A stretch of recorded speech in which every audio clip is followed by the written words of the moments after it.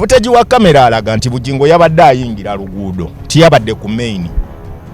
Mu kuyingira oluguudo teriwo pikipiki eraga nti yabadde emugoberera yagisanze gwonna tewaliwo yadde kubanga zabadde ssaawa 3. Oluguudo lwabadde luli active bulungi nnyo. Terulina we lulaga nti bamusanze oba ono yavudde eno yamugoberedde kumala bbanga ki kubanga bwe yabadde ayingirira ku luguudo waliwo kamera.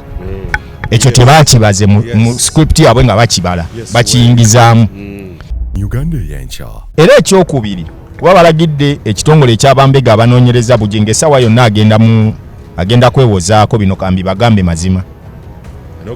Agenda ku CID balagidde omukulu wa CID by Monday abeere ng'alabikako eri CID agenda annyonnyolere emundu gye yaguze yabadde yaki kubanga wabaddewo sitole endala gye bali mu kukuukinga. Jjukira bwe bamala okuba Bugingo okusinziira ku footage abaddewo alaga nti Bugingo yabadde already amaze okukola ki okufuna emmundu. Wali we yatumidde bano abayaaye be bagende bannyonnyolere mbu simanyi babadde bamukutte mbu ate simanyi n'avaamu n'adduka ebyo tugenda biyingiramu. UgandaEyenkya. Ekyokubiri bwe yamaze okukola omuntu eya breakinze story ekinyusi kati wekiri ekireetedde okugamba nti bagende kuba babadde bakuukinze story nti abamukubye mbu by'e Rwanda gye badde bafumbi era ali mu kuvuga story eno ye Gashumba. Kati okudikinga awo deep tukimalirize ekyo nakyo. Gashumba y'omu ku baso ku breaking story nti Bugingo akubiddwa. Nga Bugingo yennyini gwe bakubye tannaba kweyogerako nti akubiddwa. Bugingo yennyini alina n'ekitongole kya TV ekiramba nga tekinnaba na kwogera yadde TV yadde radio yadde emikutu ye gyonna okuteekayo nti akubiddwa. Gashumba yasooka okumanya. Era yasooka okwogera. Ne story bagifulumiza ku mukutu ogubadde guli mu mbiranye naye. UgandaEyenkya. Ku nsonga ya Bugingo toyinza kuŋŋamba nti olina omukuumi wa SFC okitegeera Special Force Command ekuuma pulezidenti kwe bakutooledde omusirikale mulamba ne bamukuwa n'oŋŋamba nti ate ggwe naawe olina position ate ekutwala okugula emmundu omuntu owa bulijjo pasita. Already oyina omukuumi ali armed. Gw'osula naye gw'obeera naye buli w'obeera. Kakati ebintu bya Bugingo we bitakwataganira weewane era we biconfusing bidde okusinziira ku bembadde nabo. UgandaEyenkya. Before Bugingo nga tannafuna mukuumi ono kye kyali kimuletesezza okuba nti bamuwe emmundu bamuwe obukuumi. Ono omukuumi si wa bulijjo wa SFC. Threat kye yali eriwo emuletesa omuwa obukuumi. Ekyokubiri emmundu eno yabadde ajagaza ate nga already alina omukuumi. UgandaEyenkya. According from the sources I've got waliwo omutamalo mirundi yayinza okuba nga avuddeko akabasa yagenze n'akonjera minisita Kahindo Tafire nti yasayiningira Bugingo nga tebannakuba mukuumi we yagende nakasongola n'asayininga emmundu ey'ekika kya pisto. Bw'amala okufuna emmundu ey'ekika kya pisto n'aba nayo 2 weeks back. Kakati ekyo nga akimaze ne bateekako nti minisita Kahindo Tafire ye yamusayiningidde ebbaluwa kubanga ye wa internal affairs. Jjukira y'omu ku bavunaanyizibwa bw'oba oyagala emmundu eri private bakukkiriza then n'otwala n'ebbaluwa wa IGP n'abalala ne balyoka bakuwa n'ogenda ofuna emmundu. Kakati bataddeko nti Kahindo Tafire yasayiningidde Bugingo emmundu. Kyokka ekisangiddwa nga General Kahindo Tafire tasayiningirangako ku bbaluwa n'emu.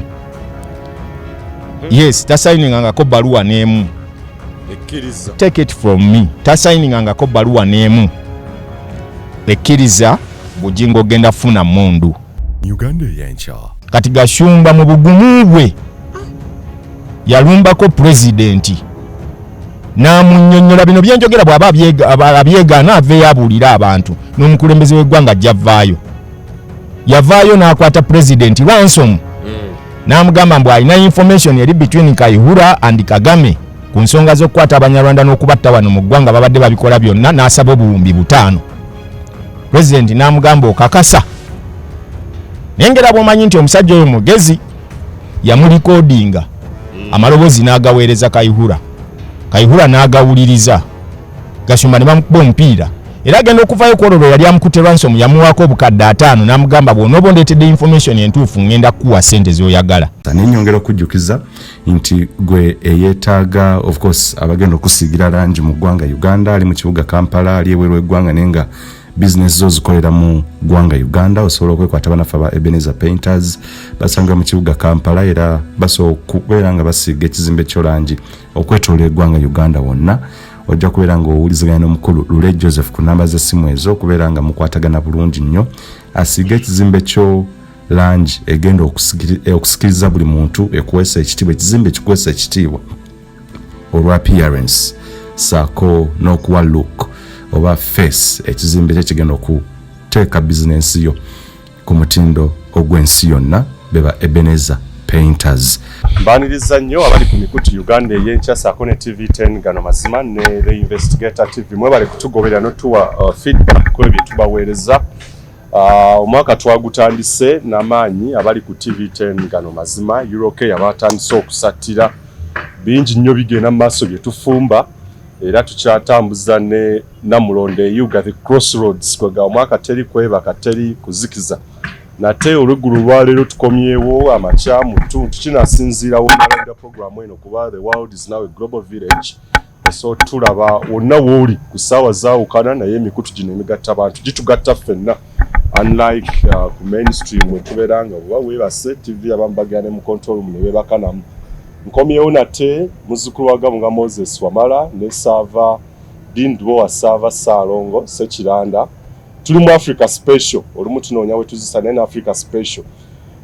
Eno ndi ne munnamawulire olwaleero omukugu wa Zakamanyiga crime yes investigative journalist senior era zino ey'olwaleero mwetaaga muwulirize abadde bayetaaga okudotingira lines oconnectinga okola kutya. This is the show now. Ensonga ya Pastor Aloese Bugingo saako n'omukadde w'ekkanisa omukuumi we driver we Richard yaziikiddwa attempted assassination ku Pastor Aloese Bugingo naye ate assassination egambibwa okuleka omukadde w'ekkanisa omukuumi ate nga driver nga mufu. Bibuuzo bikyali bingi bannayuganda mwina a lot of questions ensonga lwaki olwego olwaleero Lubowa Saava musabe namugamba tugende abantu tubadigingire deeper mu nsonga eno munnyonnyokera mutegeere. This is an investigative piece ate era ya mawulire so muwulirize nnyo mukenkuke era mutegeere. Mukulu wange nkwaniriza soko namusize kuba tulaba ku mikutu tugende mu maaso ssebo. Mwebale kuba nti mukyatambula naffe abagoberera programs nga Namulonde Uganda gano mazima Africa Special The Crossroads Ensite Ebankadde Obwenkanya saako ne we are about to roll again this morning egenda kudda tubere nga tubaawo n'ekyo ekibawadde ku makya then n'olweggulo okudda. It's a new year where we need to put things together buli muntu okuba nga abitegeera bulungi.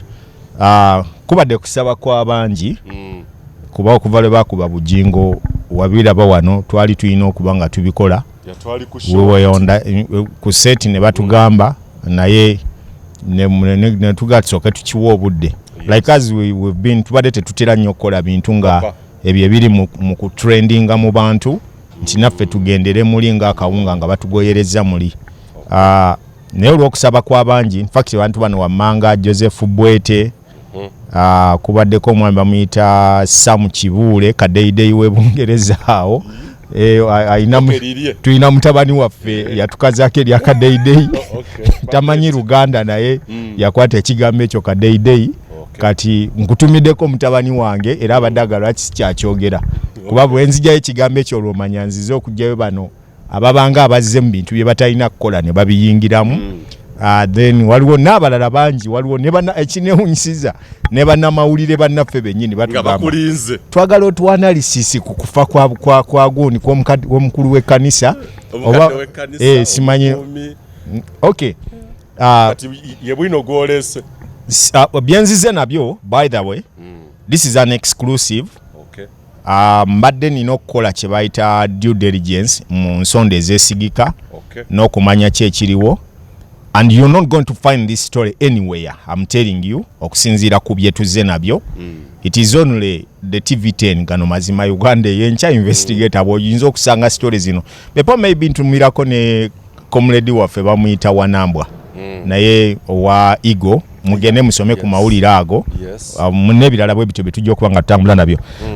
Ogenda buno obubaka kambujjewo waliwo omukulu yantise obubaka ali Japan, linnya lifaanagana yeddiini mugagga muto ali Japan eyo yange nti omukulu oyo mundabire emirimu agiraba era agigoberera yazzeeko wano e Uganda naye okufuna ne mugaha nga naye adduka Misiri naye musajja simulabyeko obubaka yangambye ssebo akwagala nnyo era emirimu gy'okola agisiima neyanziza ekitiibwa kidde eri Mukama ne ku lw'amayembe ga Buganda gonna genkulira kuba nze Lubowa awo omanya ly'ejjembe ekkulu eribeeramu weebale kuba nti okkiririza mu bye tukola n'omwami ndowooza Justice Kalugaba naye yajja n'atulabako.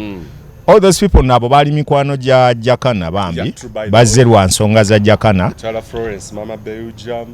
mwebale kuba nti badde mutugoberera, but again I call upon mwenna kubanga twagala kakati mwaka mupya guno mujje mulange naffe business zibeere nga zitambula mutuwe ebirango kuba kwe tulina okusurvivingira bwe muba temutuwadde ebirango era tetujja kubeerawo mutuwe ebirango tulange naffe. Ntumirako ku mukwano gwange Winterlock omusajja oyo w'amaanyi nnyo era yeebale kuba nti atugoberera bulungi nnyo. Mugende mugule kufulu mwenna musibe enju zammwe obumenyi bw'amateeka omwaka oguwedde bwe bubadde bweriisa enkuuli. So guys mugende mugule kufulu gwazimba enju yo ng'oyagala gimaliriza bulungi mugende mukole ku nsonga eyo ebeere ng'etuukirizibwa bulungi nnyo. N'ebirala bingi nnyo betugenda okuba nga tutunuulira gwayagala okulya ku mmere genda kuyayo olye ku luwombo olwo oluli botanical.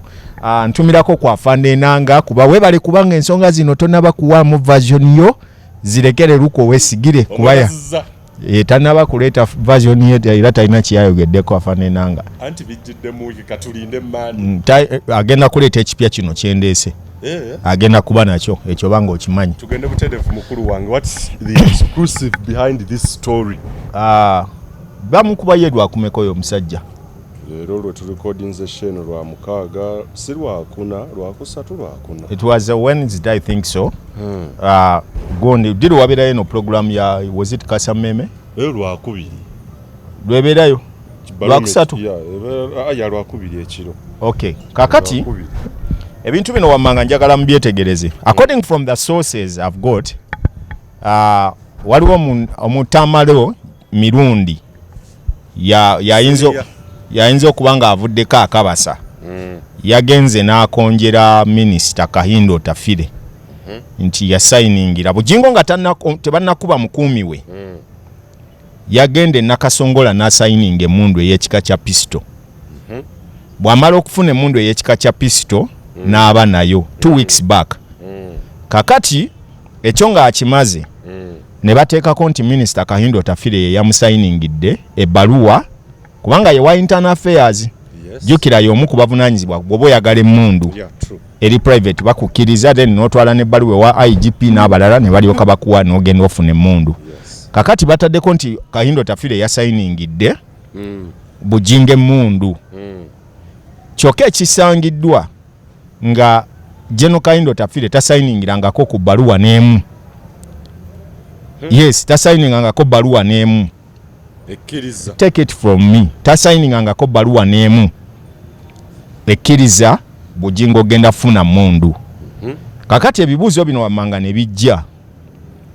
Before Bugingo nga tannafuna mukuumi ono, ki ekyali kimuleetesezza okuba nti bamuwe emmundu, bamuwe obukuumi.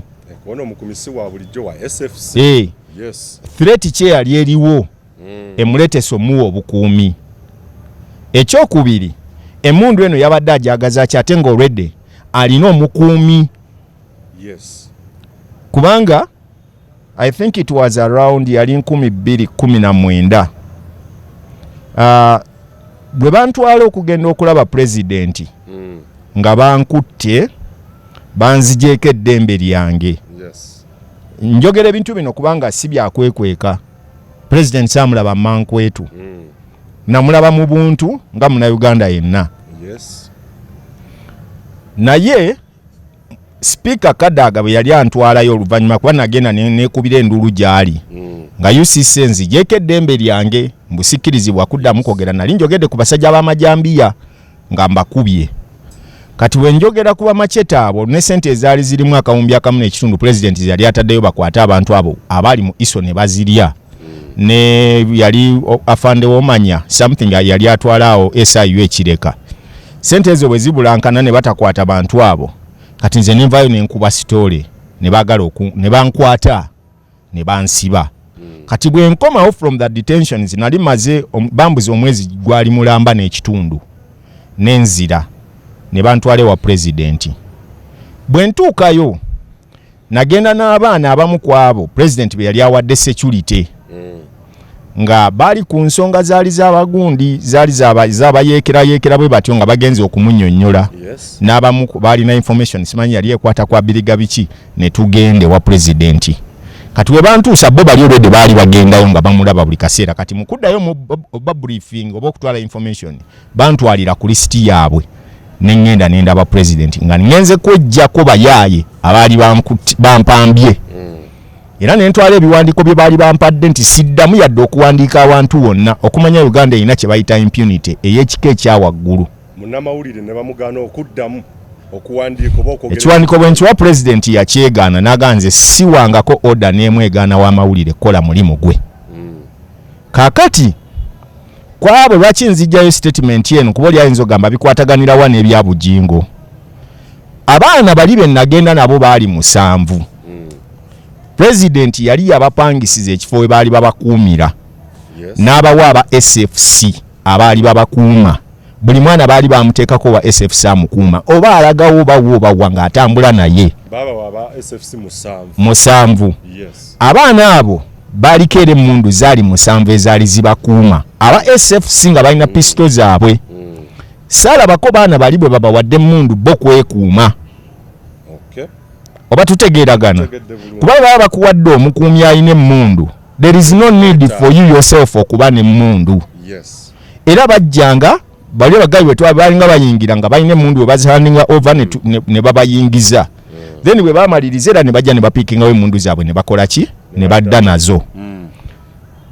Kaakati ku nsonga ya Bugingo toyinza kuŋŋamba nti olina omukuumi wa SFC okitegeera Special Force Command ekuuma president kwe bakutooledde omusirikale mulamba ne bamukuwa. N'oŋŋamba nti ate ggwe naawe oyina position ate kutwala okugula emmundu. Omuntu owa bulijjo pasita. Yes. Already oyina omukuumi ali armed. Gw'osula naye gw'obeera naye buli w'obeera. Yes. Kakati ebintu bya Bugingo ebitakwataganira weewana era we biconfusingidde okusinziira ku bembadde nabo. 1 asabye omukuumi ate n'amuleeta ku church n'amujja ku gw'obukuumi ate n'amufuula omukadde w'ekkanisa. The two are not connecting. Tebinawe bikwataganira. Kubanga tolina bw'ojja kuŋŋamba nti wamala ozze ewange bakumpadde nga kunkuuma ate nenkutuuse ewaka nenkufuula omukulu w'ekika. Nedda. Ono omukulu Kwatagana. era ekyokubiri kuba balagidde ekitongole ekyabambega abanoonyereza Bugingo essaawa yonna agenda kwewozaako bino kambi bagambe mazima. Agenda ku CID balagidde omukulu wa CID by Monday abeere ng'alabikako eri CID agenda nnyonnyolere emmundu gye yaguze yabadde yaki kubanga wabaddewo sitoola endala gye bali mu kukuukinga. Jjukira bwe bamala okukuba Bugingo okusinziira ku footage abaddewo alaga nti Bugingo yabadde already amaze okukola ki okufuna emmundu. Wali we yatumidde bano abayaaye be bagende bannyonnyolere mbu simanyi babadde bamukutte mbu ate simanyi n'avaamu n'adduka ebyo tugenda biyingiramu. Footage wa kamera alaga nti Bugingo yabadde ayingira luguudo tiyabadde ku main. mu kuyingira oluguudo teriwo pikipiki eraga nti yabadde emugoberera yagisanze wonna tewaliwo yadde kubanga zabadde ssaawa 3 oluguudo lwabadde luli active bulungi nnyo terulina we lulaga nti bamusanze oba ono yavudde eno yamugoberedde kumala bbanga ki kubanga bwe yabadde ayingirira ku luguudo waliwo kamera ekyo tebakibaze mu script yabwe nga bakibala bakiyingizaamu ekyokubiri bwe yamaze okukola omuntu eya breakinze story ekinyusi kati wekiri ekireetedde okugamba nti bagende kuba babadde bakuukinze story nti abamukubye mbubye Rwanda gye badde bafumbi era ali mu kuvuga story eno ye Gashumba kati okudikinga awo deep tukimalirize ekyo nakyo Gashumba y'omu kubaso ku breaking story nti Bugingo akubiddwa nga Bugingo yennyini gwe bakubye tannaba kweyogerako nti akubiddwa Bugingo yennyini alina n'ekitongole kya TV ekiramba nga tekinnaba nakwogera yadde TV yadde radio yadde emikutu ye gyonna okuteekayo nti akubiddwa Gashumba yasooka okumanya era yasooka okwogera ne story bagifulumiza ku mukutu ogubadde guli mu mbiranye naye this is how the game of deception bwe bagiplaningamu NBS fenna tukimanyi bulungi tekwatagana na Bugingo era ebadde mukuba ne mu mpapula ze z'okusoma bamujeregera waliwe yasomera watalina ba obbi baani ewa pasita Kayiwa babadde bamuli bubi nnyo era nga buli babadde abeera katuuti abadde ayomba nabo kakati kijja ono ye yasaza amagezi n'amanya nti onampalana bw'afulumya story kijja kwangu okukwata mu bantu ejja kukwata mangu mu bantu nze then tuyoke tugoberere kuba sauti amazima yalwawo kuba producer waffe yanoonya sources zonna sauti yonna nakonfaminga nti teri gundi NBS yesooka okubreakinga story zambaali yagibreakinga bwe bamaliriza tudde kakati ku scene of crime ona tusoke tumalirize nga tetunagenda ku scene of crime tumalirize version y'okugamba nti abamukuba bava Rwanda Gashumbe mabegawo mukimanyi yali avuga ekintu ky'Abanyarwanda mu bavandimwe ekyamuviirako n'okuba nti emabega nga tebanazanya by'abavandimwe batuuke kuba ekizikiza ebintu by'abavandimwe kukwata musajja wa Victoria University Muganga dirwe yo neeyiika kuba yagirimu Gashumba Muganga Jeje Semanda n'omulala simujjukira mannya ge naye abo abasatu mbajjukira era bagendako ne mu State House ne babawaayo ne ku ssente bwe bakomawo Gashumba ye muntu gwe muba mutya yakwatako president ransom kyentegeeza ekigambo ransom okitegeera bulungi nnyo kitegeeza ki mu bantu bayambeko jjajja wange ali ekana bubini akitegeere nti Dini Lubowa nsobola okukuwamba oba nenkubuzaawo oba okuteeka ku nninga osasule ekintu nga nina ekikyo kyenkute katugeze nkutte God forbid omuntu wo nenkugamba Dini oba tompadde ssente zino sijja kumuta kati for ransom again it doesn't even mean nti olina kwanamala kwata muntu wange yekka someone can take you on ransom because of information nagani nabyo nina okubuulira naye njagala ssente bwe ziti kati Gashumba mu bugumu bwe yalumbako president namunnyonnyola bino byenjogera bw'aba abyegaana aveeyo abuulira abantu n'omukulembeze w'eggwanga ajjavaayo yavaayo n'akwata president ransom n'amugamba mbu alina information eri between Kayihura and Kagame ku nsonga z'okukwata Abanyarwanda n'okubatta wano mu ggwanga babadde babikola byonna n'asaba obuwumbi 5 president n'amugamba okakasa nengera bw'omanyi nti omusajja oyo mugezi yamulikodinga amaloboozi n'agaweereza Kayihura n'agawuliriza Gashumba ne bamukuba omupiira era agenda okuvaayo ku olwo yali amukutte ransom yamuwaako obukadde 5 n'amugamba bw'onooba ondeetedde information entuufu ngenda kukuwa ssente z'oyagala yasaba billion 5 ne bamukwata emitwalo obukadde 5 ne babumuwa n'afuluma kati amaloboozi ne bagasindikira Kayihura bakakase era bwe bimala omutuukako Kayihura n'akwata amaloboozi n'agaweereza Kandiho by then yali ali mu CMI omupiira ne bagumusena bwe nabuuza juzi Gashumba alina version gye yampa ngenda gikuwa eri ku simu yange nga nnyonnyola mbu yali agenze ku CMI kunoonya muganda we naye ne bamukwatirako. Hello? Yes sir. Nabadde nkyakugamba simanyi lwaki mulowooza nti okukola amawulire kwonoona abantu. I don't understand. Mwami Gasumba leme nawe ojja kwogera kale kankuwuliriza gundi eyafemba nemukola gundi yajjakana ate am responsible for justice ndairanga insha Allah bwemba nalina mukono okufa kwa jjakana Katonda mpe ekibonero ekikyasiire kiketi nze nkola talk show zange nenzimaliriza nga sirumba abantu creating friends is trending. You get it? The same dini mu maaso ga Katonda oli mutuukirivu onsabye osooka oyogere ndyoke njogere kankuwa obudde toli mutuukirivu tanda si mutuukirivu but there is a second practice ku social media abagala abatuukirivu nti abalala baki bakyamu okitegeera eyagundi gye mwazanye ya CMI ndayira nga atya Katonda I had no hand in it. Brother waffe yabulawo for over 4 days ne tunoonya innocent n'abula netwandika ogenda mu poliisi tugenda mu magwanika paka lunakwira mukwano gwange wa CMI nangamba we not even aware of such a person nangamba let me verify nangamba ntuufu twayodde abantu okuva ebuziga let me verify finding out bagenda okizula nga linnya lya brother wange kweriri nenkubira General Kandiho nangamba let me also confirm na confirming nangamba you can come and see him nzenze nyini. I remember it was a Monday nevuga nenetwala ku CMI olwatuuka yakasajja kebaita sike asimwe nekangamba brother wuno wali nenawe tugenda kusigaza kati dini we musajja w'ekibuga Gasumba nembanga nabali mu diiru eyo oba omuzannyo ogole netwala the first thing yali badde agamba nti why when nali naye mu diiru bamukutinzika neyongereyo Mwami Gasumba kamalize ne bansuzaayo enkeera ne bakola press conference ne bandaga live nga baliko abalinze passport simanyi enjaga kyekirala passport enjaga ono n'ekintu ekirala kwaliko stamps ze bakutola ontegera ndowooza nze nali simanyi nakumanya ekiri ebweru abantu ne banyamba ne bakuba ku kerere ne bantwala mu kooti omulamuzi Ven mukama mweno n'omukisa ebiseera bya prosecutor bonna bali ku strike ndanyamba nampa beero abo ne banneeyimira ono one condition nti nsale nenga passport yange nengisale linga ne mala emyaka 2 sifuluma ggwanga lino paka omusango le baguguba era omulamuzi yagamba talabanga musango gwali mu jweteke nga guli kati bw'oleeta vidiyo ezo n'oziraga abantu obanga abagamba nti this man is a murderer muyaye mutemu.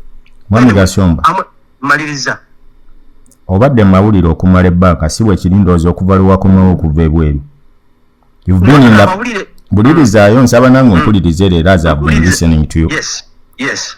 You've been in the face of the media either in good or wrong. Diri wavaayo nonyonnyola abantu ku bintu ebyo kati nze byombuulira olwaleero ensi n'ebimanya ekyo kimu. Ekyokubiri nze when they host me on a show or a talk show to talk njogera ku kye bambuuzizza. I don't talk ku kintu kye batambuuzizza njogera ku kye bambuuzizza. UgandaEyenkya nenga behind the story yali eriwo yali ekyo ne bamusena bwe bamala omusena ne bamuteekayo CMI kwe kumuparedinga ne stamp ezo zayombera nti nzogerako nnyo ze basange uwe stamp ennyingi nebiki ne passports ebyo ne tubiteeka wabbali. Kakati akoma wajja agamba president nti wabaagala kutongoza Banyarwanda wano mu Uganda we bavugira gundi y'abavandimwe era bamulaba yali akikulembeddemu n'olwaleero laba bwe bagenze mu kuziika lwaki njogera bwe ntyo kubeera bwe batandise okuleeta version Bugingo alina ekkanisa gye yaggulawo e Rwanda olwaleero bamulowozesa nti yabadde ayagala omukuba baavudde Rwanda. Kino nno kye kitanudde gavumenti n'esitula eveeyo ebuuze ne baddayo okwetegereza scene of crime yono bwe yafaananye kuba eri distorted. That is it. Eri distorted atenga kyakoleddwa ku speed eyayiriyiri okitegeera. Kakati awo nga tugenda oyingirawo kino Gasumba omulaba yakifulo nti nze essaawa zino era bwe yatuuse mu maziika gye baziise n'akungubaga nga bwe simanyi n'ayombesa abantu ababadde bakungubaga era ng'akudaala ng'alaga nti ali mu buyinza.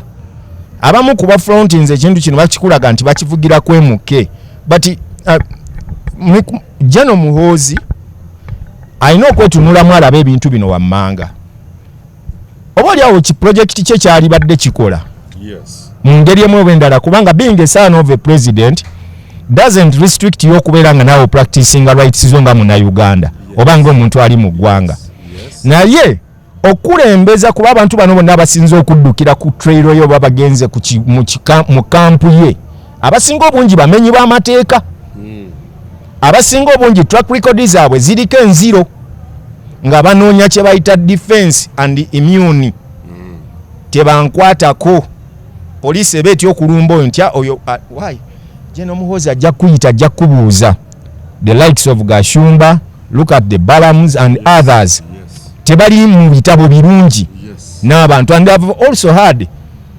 abamu ku bakadde ba General Muhoozi nga bamuwoni nga lwaki alina group ne president yennyini mwamulaba yavaayo ko ku mpewo n'ayogera nti mutabani we atambula n'abayaaye yabayita in fact gunzi okitegeera kakati olwaleero luno bano baagala okuwunzika ekintu kyabwe nga bakiteeka ku mwana ono asobole okukonvinsinga taata we but let's look into Bugingo as a person. Before the shooting yattisiza omusajja oli gwe baatadde mu lukwe Bugingo abadde alina controversies eziwerera ddala.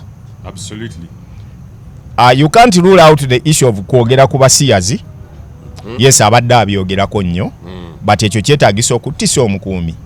Ekyo tuyingira mu ddipa ne tulaba. Abadde yakava okukola olutalo n'abasiraamu but abasiraamu bakaaya n'enkya n'eggulo n'abantu baali balumbyeko abakatulikyo bakuba oba nedda. Tugenda ddipa nakyo ne twebuuza kisooteekebwa wano. Alina entalo nnyingi n'enkaayana ne basumba banne bwe bakulembera ekkanisa. Ekyo kireetesa omukuumi ono mukuba. Ebyo bisatu. Ye nga ye already alina family issues ezimutawaanya z'amaze nazo ebbanga but omukyalo oli asobola okulumba toono ekyo tekisoboka. Already wano awantu wayagala okuzimba church Pentagon gye yasonderako obukadde obuwumbi obusoba mu 7 bwayagala okuzimba Pentagon tannaba kusasula kumalawo ate nga abadde asuubizza abantu kuba nzijukira nti ne ku Christmas kwennyini tenti baagireeta ku makyo giteekawo ey'okusabiramu. Genda omucekinge bulungi yonna gyonna gy'abadde ali mu kusolooza gy'abadde apangisa tenti babadde tebakyayagala zimuwa era nga sente bazimuddiza nga akukkuluma agamba sente nzibawa mu kashi mu lwaki muzinziriza mu cheeke. Photogenics tekyayagala muwa tents z'abadde akozesa n'abalala. Ekifo kiriko enkaayana wayagala ozimba Pentagon tannaba kusasula abantu bawo tayagala basasula kyekimu ku bimuddusize wa Muhoozi. Kufunayo we yeekwata kubanga bakimanyi bonna ababbi b'ettaka baagala kwekwata ku kye bayita first family. Bw'agenda ne yeekwata ku first family bamanyi tebajja balumba babatya bali mu gavumenti simanyi ba state house simanyi baaki ng'ettaka ly'abantu balitwala but here's the man collecting the sente lwaki abatasasula wantu awo. Okitegeera waliwo abantu bano abasonze sente zaabwe babadde batandise omuteeka ku nninga era nga bamutegeeza kimu nti baagala kutandika okuzinga nga byabasuubiza nti by January agenda atandika okuzimba. January atandise bakubye omukuumi mu nkuba eri frames etasobola na kukkiriza muntu gikkiriza script giteeka mu mutwe kati tudde mu buntu obwa bulijjo wamala ne bwoba toli detective ne bwoba toli journalist nga nze ne bwoba toli investigative reporter ne bwoba toli crime reporter tebasobola kuba masasi gasukka 3 n'osigala ng'oyimiridde era n'osigala ng'oli mu no understanding yonka valinze okwekalakaasa okubaddemu amasasi aga buli kika. Tebasobola kuba masasi 2-3 n'otakka wansi kusooka kumanya gavuga gavaawa. Anti yatugambye mwoyo yamugambye gwe vaawo. Wamala emmotoka steering ogiraba? Yes. Tebasobola gikuwanga eri eno ng'avuga gundi zino pichi za kunama kizibu nnyo. Steering ekubeera wano. Yes. Eri so close. Tolina bw'osobola kubeera nga steering eri wano n'owulira essasi nga livuga amangu ago n'osikirawo omuto ne gusembera emabega n'okkirawo wansi n'ovuga ndi buleki ebyo byakulimba. Bano be yatumye okugenda omukolera script eyo busimanyi yani ono Senkubuge yamuleese mu byabakayimbira drama actors. I need to confirm this. You've covered crime for many years. Bwebakuba amasasi kyensuubira psychological ogenda mu shock kiyinza n'okuba ekizibu nti ogoba omutemu. Amasasi twogere ku masasi gabadde ameka bagamba amasasi 15 naye agaasose gabadde 10 13 amasasi 13 nga bagakuba rapid bwe gaba gali 13 tosobola nagabala nti gabadde 13 nga gali mu rapid eno si mundu ya sniper If it was a sniper's rifle nga gye bamukubisizza tesobola nayo kuba rapid. Tesobola kuba rapid. Dayo wetegereze wonna gye bakubye bano simanyi ba JF Kennedy bani dayo zetegereze gye bakubidde bano banja abawera. Ate nga batugambye ne yabadde pistol. Kakati bwebe badde pistol era nayo tesobola kuba rapid. Emundu esobola okuba rapid. Either it is an AK-47, either nga bamuwadde zina za American News gun, oba emundu ekika ekirala 47 pistol tesobola kuba rapid. Era litasobola yimirira na pistol n'agikubisa rapid ati kuba kulimba. So eyo gundi emoji sazza ekyo kifu. Ekyokubiri yagabaza atya nti gali 15. Bano ge batunyonnyola Senkubuge ne reporter waabwe ono Kadeidei. Yagabaza atya nti gali 15. Ebisosonkole baabirabyeko okutegera nti ekike kyabadde ky'emmundu kyabadde pisto. Police yatugaya sinzawo kimu oba bibiri. Baabibazeeko baabirabyeko kakasa nti emmundu eyakubye kyabadde kikabo ekiti. Gwe tolabanga ne police eritulira kitanti mu kunnyonnyola script yeno. Bajogerako ng'abanyumya ku lugero lwa Wakayima ne Wango kale n'akuma omuliro ng'atya Wankoko kubanga alina ekintu ekimyufu ku mutwe ng'alowooza muliro. Oba okitegeera ekyo nakyo kisazaamu. Toyinza kubanga otudde ku steering y'emmotoka ovuga ne bakubanga ono co-driver wa atudde wano.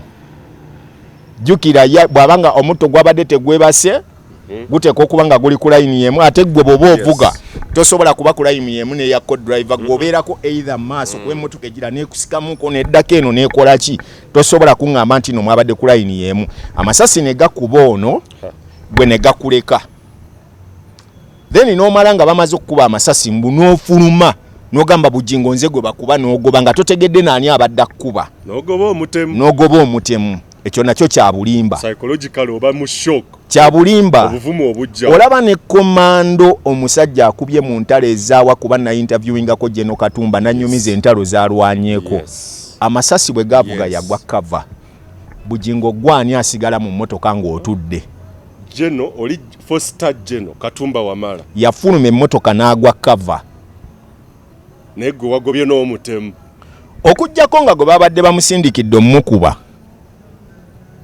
Gwe babadde bamusindikidde omukuba nga yabadde tamanyani gwazze kuba. Ekyokubiri bagambye Bugingo yafunye ekisago ku mugongo. Yes, era buli n'afuna n'omukono. Buli lwa ssaawa bakyusa essaati eye. N'afuna n'omukono. Waneeno naye ku lunaku luli lwe bamutwala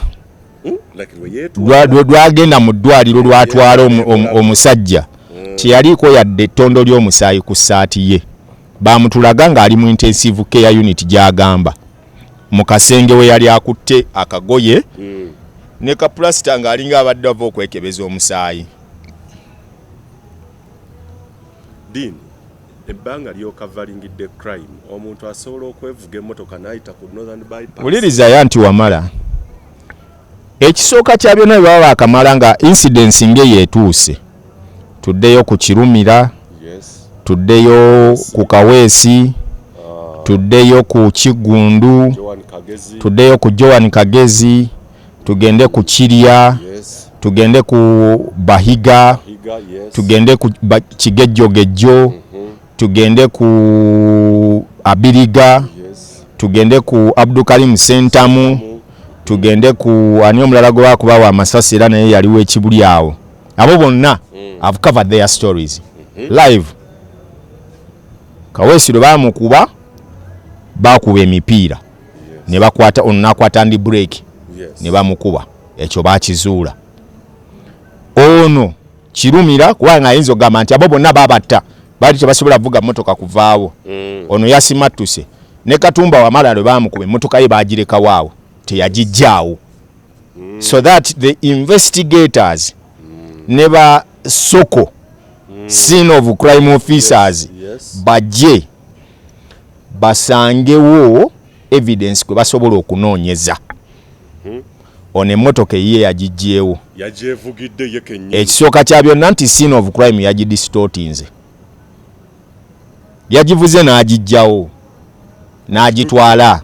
ajingiza mulago. Ekyokubiri n'atasooka kulipootingako ku ddwaliro eriri okumpi ateekewo n'afuna obujjanjabi. Orthodox wano waggulu. N'atasooka kugenda ku poliisi enansana oba emuli okumpi awo namuŋŋoona eri awo ateekewo obujulizi buno alipootinga omusanga aguyingize. Bw'atagenze neyo n'ekawaale n'eri awali health center whatever is it health center 3 n'atagendawo. Yes. N'afuna obuvumu n'avuga kilometers mmeka ezo okuva eri gye babadde simanyi bawalakata n'akka ku bypass wuuyo n'aleega emulago n'ayingira.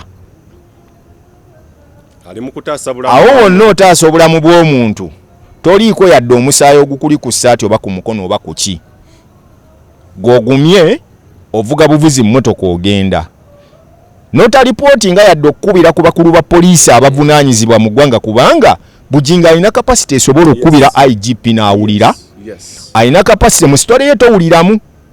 Mama Fina lwe baakuba bbaawe Kiggundu bwe yajja ku scene of crime kye yasooka okukola yakubira president then nga ffenna tulaba. Bwe bakuba bakaweesi amasimu gaasooka wa IGP bakirumira bonna baani. Era story abazi breaking nga twazisanganga ku mikutu eziri eddala egiri authentic bulungi.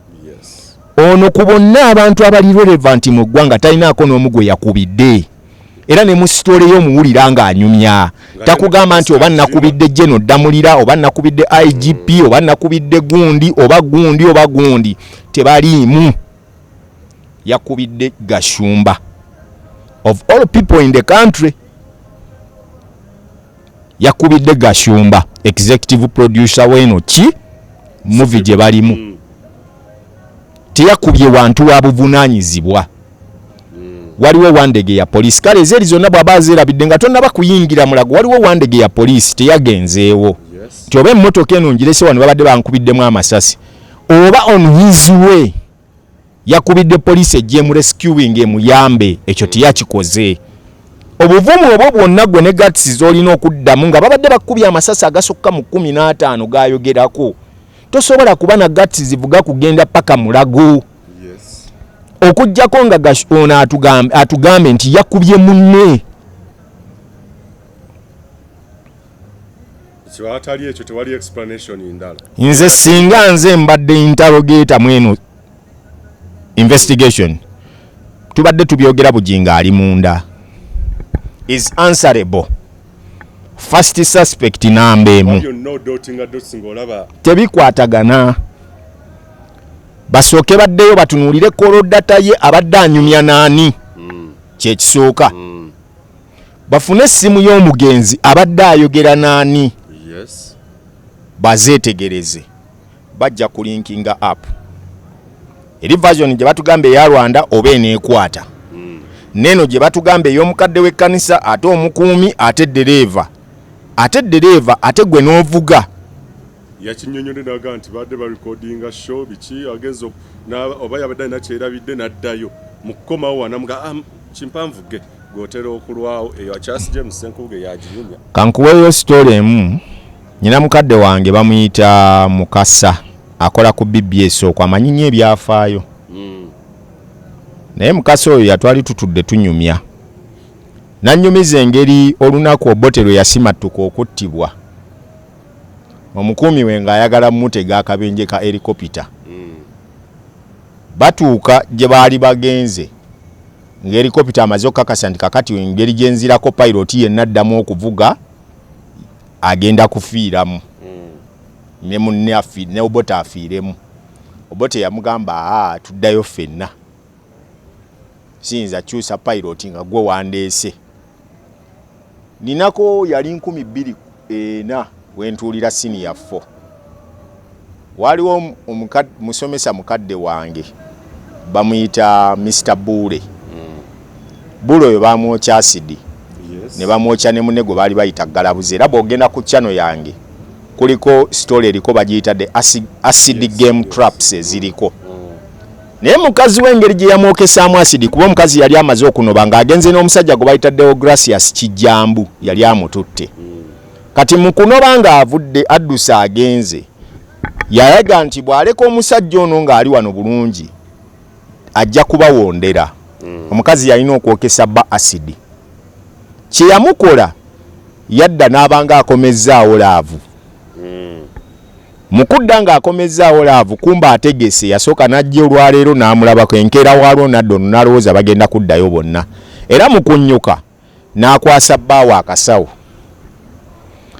Nga yamaakinze n'abagaa gwe munaalaba akutta akasawo gwe muyiira. Kaakati ku nkukwata akasawo wano omukazi yasikamu steps 2 n'asigala ng'ayagala okufuuyisa. Mu kkubo batambula naye ng'abadde ku ssomero okubadde ebiyigo na buli kimu. Wano mu kugenda bali bwe baalaba akutta akasawo gwe baayiira ne bayiirirako ne munno omulala eyali atambudde nabo. Omukazi tebamwokya.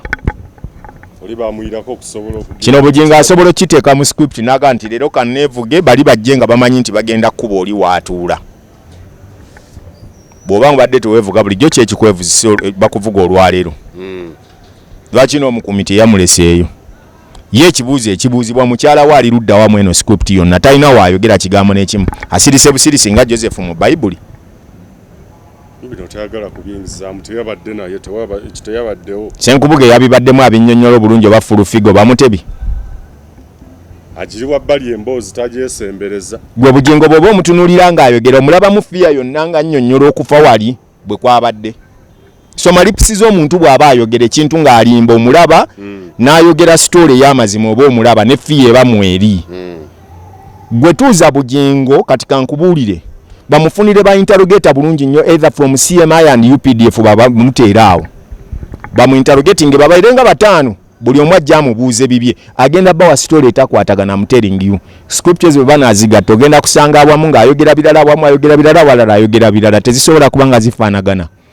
Bamuwa olunaku lumu lwokka bwe luti bamutuuzeeko abantu batano buli omu amubuuze bibye. Agenda bawa story ekyukanye bwe kiba kisaana bamuterewo ne kamera. Ajja kumaliriza abawadde ebirala. So kino talina wakisimatukira singa tulina serious. Toyinza kuŋŋamba nti bakututte mu intensive care unit ne bakusiibula after 2 hours. Intensive care unit. Oba either oli mu koma. Oba oli mu koma. Abantu abatuuka okugenda mu eyo. Oba tokyategeera oba oli conscious mu mbeera eya bulijjo. 2 bakukubye n'abakubye tobamanyi. Ekiro ekyo n'oddeeka. N'oddayo eka ekiro ekyo ng'abakubye tobamanyi. Masasi go gatiika sikaaki. Nga n'Omukuumi wabadde akkuume waka bamusse. Olese waisi yozze waka. Nedda tubeere wamala bakugu. Bakubye basse Omukuumi nga bw'atugamba. Mukadde w'ekkanisa. N'ofuna obuvumu ne muddayo eka ne musula nga musaba. Njogera okusinziira ku lipoota we byannyonnyola. Era baasula basaba. Ne muddayo eka ne musula nga musaba. N'oddayo eka nga babadde bakuboddayo waka. N'ofuna amaanyi agaddayo ewaka. Mu kiro ekyo n'otasaba na poliisi kujja kukuumako wakaawo. N'osaba busabi kusaba. Saba Mukama Katonda. Ebiseera ebimu bannaye wamala bamuweerera abaana mubatwale mu ssomero basome ekintu kye bayita common sense. Yadde bagamba tali common but you need to get what we call common sense. Waliwo ebiyina okugatta ng'olabira ddala. Eno script y'abasajja bano tegatta. Kino kyagaanye ku luno yagaanye okugatta. Oli najja nakuba amasasi 15 ku rapid speed. Ekitegeeza nti agakuba rapid gaba gakumansuka bumansusi. Endabirwamu n'esigala ng'eriko ekituli kimu ng'eyimiridde emmotoka si ya bulletproof. Ne kutabaako fragments gwe zikugwira kukubo bakufunako biwundu nga bwe twalaba nti ku General Katumba yafuna ekiwundu kuba gaali rapid ago ge twogerako ge bayita rapid yafuna ebiwundu. Ono Omukuumi abadde akkuba n'amaliriza bulungi nnyo n'agenda n'ofuna n'amaanyi agamugoba emisinde.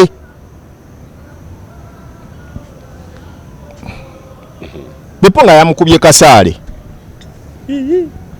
Ebituli by'emmotoka eby'amasasi bye twalabye ku CID biba byabadde ki? gwe bw'oba olaba poliisi ennyonnyola gye nnyonnyolamu ekulaga nti waliwo serious assassination yakoleddwa. Oyo wa bulijjo ayogera ebyo ebintu bye bimu naawe. Kyangu ayogera ebyo ebintu ebya bulijjo. Bw'olaba nga statement ng'evudde waluuku teweewuunya ng'ayogera ebya bulijjo. Ebyo bye bya bulijjo. Oluuko weesigire bye bya bulijjo kubanga omukuumi omutemu yadduse ate wabadde ayagala asigalawo. Ono n'amugoba yali badde akola ki? Tuli mu kunoonyereza era poliisi bulijjo kyetugamba eri mu kunoonyereza. Musumba Bugingo so okulaba omuntu gwe bagadde okutta n'agoba omutemu. Bino tebyabadde bya lutalo lwa Jambiya. Olaba n'ow'ejjambiya akulumba. Bugingo yabadde asooka kuddukira mu bantu abo n'asigala awo. Era ofuna n'amaanyi agavaayo. N'ovuga emmotoka. N'otagireka wali esigale ku scene of crime basobole otegeera essasi eryakubye lyavuddewa yabadde ayingira ate yabadde akola ki? Olede guno omusango ne bwe gumukwata ye yennyini yamaze okwantagonizing what we call the scene of crime yagidistortinze. Kati ne bw'ogamba nti oyimirire oddeyo omutunuulire nga ye ki ekimukubizza kale katubuuze ng'omuntu wa bulijjo. Mukasera kano kikichola omwaka gwa katani. Ne bw'oli detective abafaanana batya bagenda kubeera confused ku ki ekiyinza okuba nga kyagala okukubya Bugingo. Wangamba lulyeri nti musoke mundetere it was stolen. Wangamba okola otya? Ne bookera ku makya n'ogamba nti baleete obutambi bwa Bugingo obadde bwakasembayo.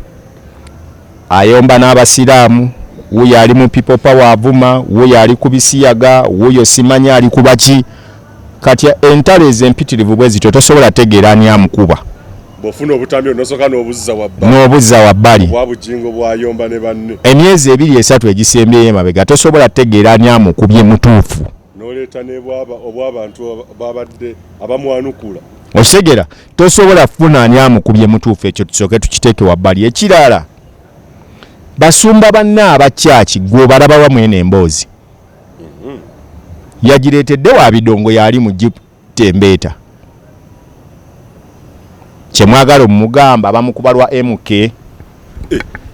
Mbadde nerabidde bayi yavudde kakati ekiri ku social media naki abamba atandise dde okukitaaginga ku NUP olw'okuba abadde abalumba abadde akola kyanti kikuno bawaayiriza. Nedda wanyize njagala nnyo okwogera amazima. NUP ebaddewo ng'ekayana n'abantu ab'enjawulo wabawulira battaani. Obwo obudde Kyagulanyi tabulina waakiri anywamu enjayeye. Okwogera ku byenjaye si kibi kuba naye yennyini akkiriza agamba nti olumu tuvaako naye obwo obudde tabulina. Bobi yakugamba obudde bwalina bwakufokasinga ku mwami Museveni talina budde bwa Bugingo. Bw'aba takubanga bebekulu gwe bayombye naye okumala ebbanga lyonna afuna obudde bwa Bugingo. Ekyo tekiriyo leero. BobiWine leero mumuleke. Tata Solomon mumuleke. Mubaleke tebalina budde obwo. Obwo tebabulina batiitiizi nnyo kyekisooka. Nedda. Ezo script za Gashumba kanti babuulire. Because me I know Gashumba very well. Ezo script za Gashumba. Anoonya watagingire ekibira ky'NUP ne Kyagulanyi. Bano abasajja kye babala kati kankikubuulire kati bw'olaba schema nga Gashumba ng'azze ku kifo ne Balamu. Banoonya bwe balinkinga kati gwensaasidde ye Bebekulu atambulira ku bintu by'atategeera bino. Ebintu by'abasajja bano bijja muleetera ebizibu. Yalizeyo n'akuba endongo ye n'akayana ne King Sahawe ne bakola lisiti zaabwe ne baziyomberako. Awo Bebekulu ebyo byo bimulekere. Naye eno bino byalimu bino tannaba bitegeera byandimuleetera ebizibu. Bijja muleetera omukyayisa mu bantu. Mukwano gwange ayimba ebintu bye naye bw'omuyingiza mu bino bagenda mukubya embooko. Amteringi bagenda mukubya embooko ezatategedde. Kikulu abaana ba NUP babaleke tebalina budde kati kankugamba abo tebalina budde bwakukuba bwakutemula muntu tebabulina. Singa poliisi alipota gye yafulumizza edda singa be yakutte. Tebalina budde obwo. Tebabulina olaba babeera okukuluma muta abantu baffe baali badde bakubadde abakwata abantu baabwe. Tebabulina obwo obudde nammwe ekyo mukireke. Gashumba bali mu kubala bwe bakwata Bugingo ono bamulinkinge mu mutwale wa president bamuggyeko ssente. bamuggyeko ssente bamuwa obukuumi bwabwe bo kye babalaka kati ekyo n'ebbalamu kye bali mu mubalira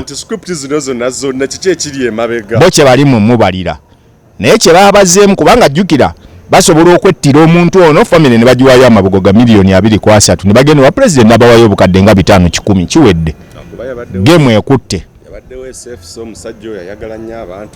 kakati kino kye balina nti okunnyonnyolera omusirikale oli yafudde atya kye kibaleetedde obuzibu tu emmundu eno gye yagula n'alumiriza nti waliwo agimusayiningidde ng'ate tagisayiningangako okitegeera kati ekyo kye kibaleetedde obuzibu senga yabadde kolojono wa bulijjo nti bano ba security guard biki nga kali kasajja kakayimirira wali ku gate ebyo tebyali baddeko makulu waliwo ambuza nkubya akabana ngamba naye nti gwe tola abantu wamala bino ebintu banamwe mulina okwongeramu ne bannayuganda olukuŋŋaana olugenda maaso emunyonyi ku security eri mu ggwanga ne delegation baani abaliwo Katembo n'abeerewo president abeere mugundi bwatyo egwali obaddewa nti kyoga mazze ne bakuba wali omuntu gundi azze kati kankubuulire olunaku olwo simanyi na kumanya kino oba lwaki kyazze as a coincidence olunaku olwo lwe bantwala okulaba president basipiika bonna ab'ensi zonna ezaali zifugiddwako Bungereza baali bali wano mu Uganda. I remember it was 19th it was 29 September 2029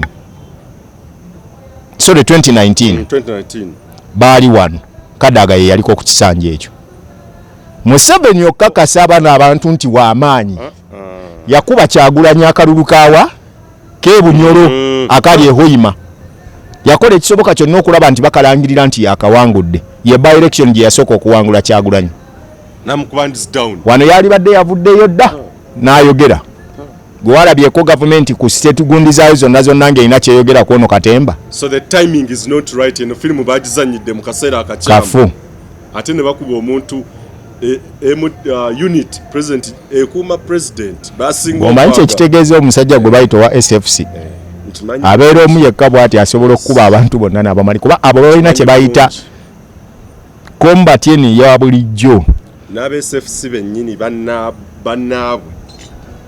Amazima amatuufu gali nti detective abagenda onoonyereza ku nsonga eno Bugingo aswana kusooka kubeera munda basumba banne terina omwe akirimu jjukira balina association mwe beegattira yadde agirimu nga lebo Kaiwata navaayo kwogera ku bintu bye ng'ate headmaster we eyamusomesa obulokole kale kakande tebakwatagana bayomba ayinza obutayogera Kayanja tebakwatagana bayomba Senyonga tebakwatagana bayomba Senyonga tebakwatagana bayomba Serwadda bayomba Mare tebakwatagana bayomba Sempe yavuddeyo nga azze nti ayagala genda amulabe emulaga atatuuka bamugamba nti bamuzizaayo eka bakyaze bonna tolina woobalaba that means nti ono emboozi ye tekwatagana eno si ya busumba tebaagala kuba basumba n'ekiganda omulaba yabyogeddeko n'abirekaawo iki tewali ayirawo musumba munne mubiri biri mu babidongo balaba babitutte mu bidongo era bebeefuze okuttibwako omukuumi babiresemu n'ebyobufuzi eno ab'eddiini mutuleetera bintu byammwe. Interreligious Council statement yayo eriwa kuba noono wa ddiini ono teyabadde musuubuzi wa nnyaanya wa ddiini Interreligious Council tennayogera wawuliddeyo omusiraamu yenna ayogera ekigambo kyonna wawuliddeyo omukatuliki oba omukristaayo oba kale ekibiina ekitaba bapasita bonna mu Uganda kyalivuddeyo n'ekiwandiiko ekyawamu ekirumirirwa ku kukubibwa kwamu nalabye ndowooza odongo gwe nalabye akulira born again fellowship whatever gwe nalabye ndowooza yekka movie eneggwerawa Bugingo ajja kuba ku Maction Bay omwaka nga bagutandise bubi yayagadde ozanya firimu naye amanyi waliwo kyensinga okwetegereza ennyo abantu abasinga bano ababeera mu maddazi ezitakwataganaye balina bwe bazibala obubi nze nakola kesi yakasiwuukira awo we nategerera nti omuntu asobola okuplotinga okutta kw'omuntu asajja beegeza muntu omu kuba amasasi ne bigaana ne bamuwa obutwa ne bigaana ne bawunzika nga oli abagambye mumugulire emmotoka ne bagigula neeba nawo neemala ewiiki yamala myezi neemala emmotoka yennyini gy'abadde alaba mu kitundu ewaka biki ye yamutomera bagambe nti ebadde accident naye nga yatomera yasooka namukuba katayimbwa kakati noono ekibuuzo nze bibuuzo byange kiki ekyaleetesa okuwa Bugingo obukuumi buno kyaki yes ne bwe buli naye why SFC okitegeera genda okebera abasumba abalala bonna babawa be SFC bakuuma bw'ogenda ewa Kakande osangawo bano abapoliisi ze ziriwo obuyuniti obwo bwe yateekawo bw'ogenda ewa Kabakayanja bonna bwe buliwo balina budditaaki obwo obuliko ku gundi kale ne waliwo kali kapoliisi kerungujja kali awo kumpi ewuwe tetujja ggaana naye tewaliwo nsonga kubanga waliwo bano counter terrorism be bakuuma abantu abo be bawa aba VIP abo bwe bati okuwa bati Bugingo abadde yeetaagisa ate n'amala n'agula emmundu kuba emmundu yagiguze 2 weeks back before the murder awo ewali akabasaawo akabuuzibwa threat evaawa bwe kiba nga tayagala kubba ssente z'abantu bano ze bakuŋŋaanya abakulu bwenaba episode endala tujja genda deep ebuziba ne Salongo Dimbe wa Saava mu mboze na atakumira mpeera batukumire aye Katonda kumba maaso moja weewaawo Uganda Eyenkya.